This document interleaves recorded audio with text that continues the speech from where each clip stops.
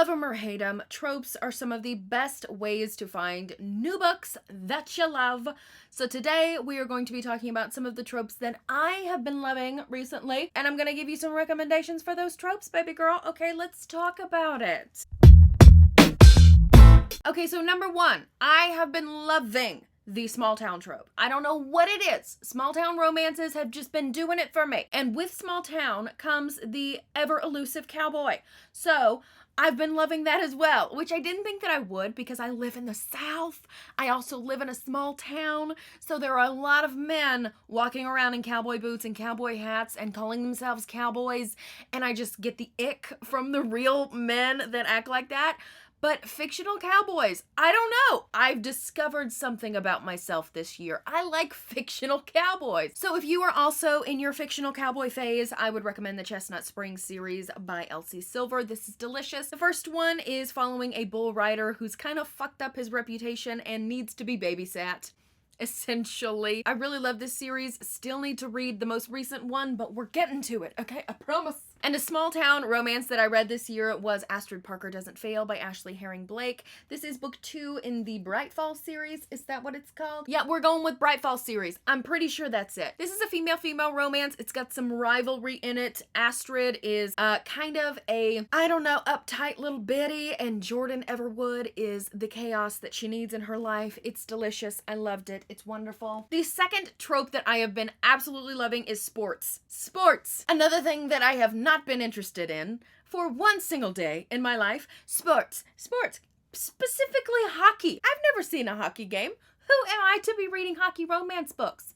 I don't know. But hockey has been my jam. So for this, I have Consider Me by Becca Mack. This is book 1 in the Playing for Keeps series. I still need to read book 2. Don't come at me. This is great. This is kind of like a hockey player comes across the one woman who doesn't want to sleep with him. I loved it. The banter's great. Carter Beckett is a delicious little bumblebee, and I love him so much. Oh my gosh, I can't get the damn book back at the bookshelf. Jennifer Coolidge! What are you doing here? Next is The Right Move by Liz Tom Ford. This is book 2 in the Windy City series. This is a basketball romance. I've been to like maybe 5 basketball games in my whole life. I don't know the rules.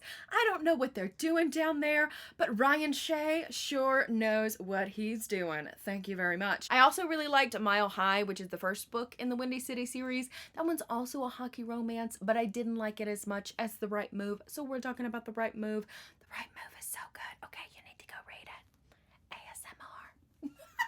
Next, we have The Asshole with a Squishy Inside. This can also be kind of like the pushes people away, but also secretly wants to draw you closer type of deal. For this one, we have some historicals. We have Dreaming of You by Lisa Kleypas. Loved it so much. Derek Craven is literally delicious. He's like an owner of a gambling den, and Sarah Fielding is a woman who wants to write a story about a gambling den. They come across each other in an alleyway where Derek is being brutally attacked, and shenanigans ensue. It's delicious. And the other one is The Duchess Deal by Tessa Dare. The Duke of Ashbury has just come home from war. He is scarred. He is delicious. He's got some PTSD, and his previous engagement has fallen through because his fiance, his ex-fiance, can no longer stand the sight of him.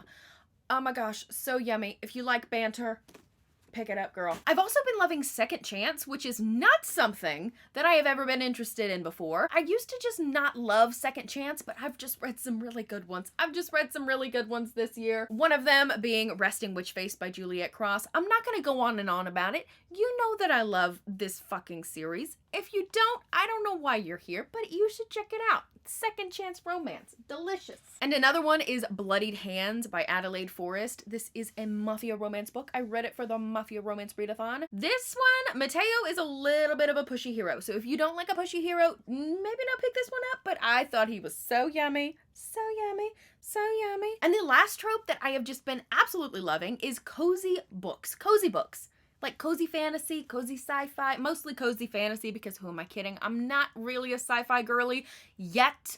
I'm planning to kind of force myself to be a sci-fi girly because I have grand dreams of being a sci-fi girly anyways. Cozy fantasy has been my jamacy. So we have Legends and Lattes by Travis Baldree.